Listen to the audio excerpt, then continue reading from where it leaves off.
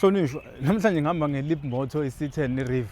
Yabo le moto le inhle mfethu, uyayibona nawe ngaphandle, inkulu kamnandi, imoto yomndeni. Kuningi engikuthandayo ngayo, kodwa hey mfethu inesicefe esincanyana nje mfethu engicabanga ukuthi kufanele basilungise ngokusheshsha. Uma uzoyivula, kufanele uzothintisa le khadi la esibukweni ukuze ukwazi ukuthi i-unlock.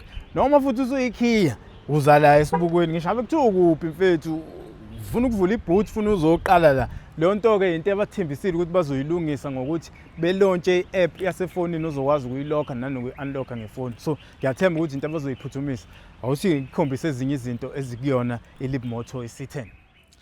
Ngihleke kabi ngesikhathi ngisashutha le C10 kuqhamuka omunye umfobo egijimela ngamuzwe babazi ethi hey bafu bengithi uphethe iPorsche. Ngiyamvumela-ke kodwa ngoba ngemuva impela uma unganakeli ungayitshela ukuthi Cayenne. Ngingakayi kude awuthi ngikutshela ukuthi i-Leap Moto yini. Inkampani yase-China le esungulwe ngo-2015 nokuthe ngo-2023 yasayina isivumelwano sokusebenzisana ne-Stellantis. Stellantis inkampani enkulu yey'moto ngaphansi kwayo ephethe ezinye ongibala kuyona uJeep, Opel, uCitron nezinye. C10 le ihlukene kabili, khona i-style bese kuba ulast number, i-design okuyiyona le besihamba ngayo. Design inakho konke, ngibala ama-light angama-LED ngaphambili nangemuva, ama-rim awu-20 inch amahle, bese kuthi la phezulu iphathi sunroof enkulu efana njengoba i-BMW X3 ngokuthi ayivuleki kunalokho ingenyisa ukukhanya kuphela ngaphakathi. Iy'bambo zeyicapha zicasha kamnandi zenza ibuye kahle, kodwa bengingaba ngcono kube kuthiwa uma uyi-unlock-a ziyavuleka-ke iqhashe iy'bambo lezi njengokwi-bike Beijing X55. Akusenani-ke kodwa uma ungena ngaphakathi yilapho vele ubone khona ukuthi hhayi i-C10 imoto yomndeni ngenxa yobukhulu bayo.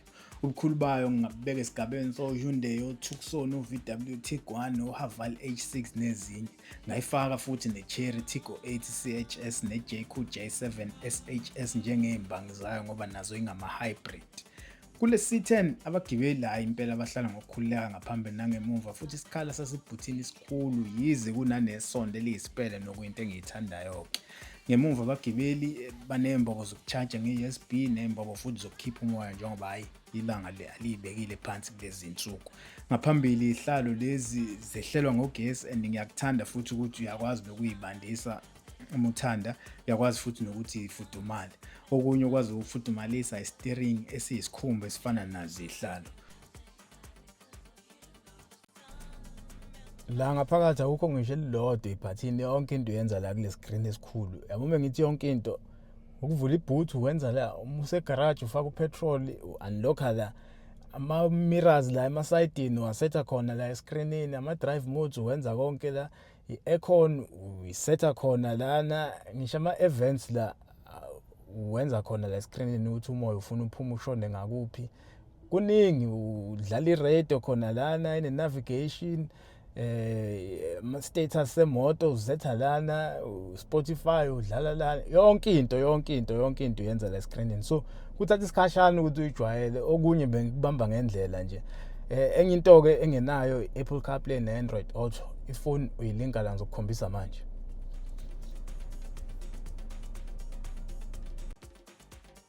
Okunye nje bengikubamba ngendlela mhlambe kodwa wena uma usukuthi le moto sekuyakho ungagcina usuyijwayele ukuthi izinto zakhona isebenza kanjani, njengokuthi uyicisha phi-ke yona-ke uma ukuthi ufuna ukuhlala phakathi ngoba hayi hluleke ngancama ngoba phela nanokuyidumisa le gibhathini kunalokho vele ubeka ikhadi lakhona la kule ndawo iphinde isebenze njenge-wireless charger yefoni bese iyabhala kwi-digital instrument class ukuthi ready, okusho ukuthi hayi usungakwazi ukuyisusa. Uma usuhamba emgaqweni ihamba buthule ngoba phela ihamba ngogesi we-battery. I-battery leli lu-28.4 kWh bathi uma li-charge lagcwala ungahamba ngaphezulu ka-140 kilometers. Ukuze uzokwazi ukuhamba ibanga elithe xaxa elifika kuna-170 kilometers, bayifake nethangi lika-petrol elisebenza kwinjini okuyiyona e-charger i-battery leli emgaqweni. Le njini le ayiwahambisi nakancane amasondo, umsebenzi wayo nje uku-charge i-battery ukuze imoto izohamba njengemoto kagesi. I-battery leli liyakwazi nanokuyi-charger futhi uma udedele i-accelerator noma ubreka, kodwa li-charger kancane-ke lapho-ke. Uma ushintsha ama-drive modes ila uyizwa khona-ke injini ka-petrol isiduma. Uzofisa kodwa ngathi ungayishintsha wena amagiya khona izothi ukunciphisa kancane ukuduma kwayo ngoba ivele ibanga umsindo owodwa oshintsha umunciphisa ukunyathelo ungaze ucishe uyifanise nemoto eno-gearbox oyi-CVT.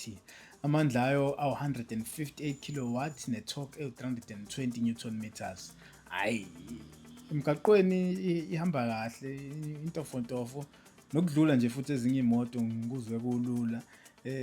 Yabo njengoba bethi ungahamba ngaphezulu ka-970 kilometers uma kugcwele uphethroli noma futhi uyi-charge yagcwala. Mina kodwa ngikwazi ukuhamba ngaphansi kancane kwamakhilomitha awu-600 ngaphambi kokuthi kuphele. Uphethroli bedla 7.1 litres per 100 kilometers. Kokunye ibikiveze ungathi uphethroli usumncane kodwa ngithi ngiyabuyela futhi kuyona sengiyoyidumisa sengihamba ngemuva kokuyipaka ngivele ngibone ngathi usunyukile. Noma ngisho ibhale ukuthi mningi ngibuyisa ubhale ukuthi mncane nokuyinto-ke ebingicasula-ke leyo-ke. Engikuthandayo-ke kuyona futhi ukuthi izinto zokuphepha iyafana njengomkhaya bayo, ziyinqwaba.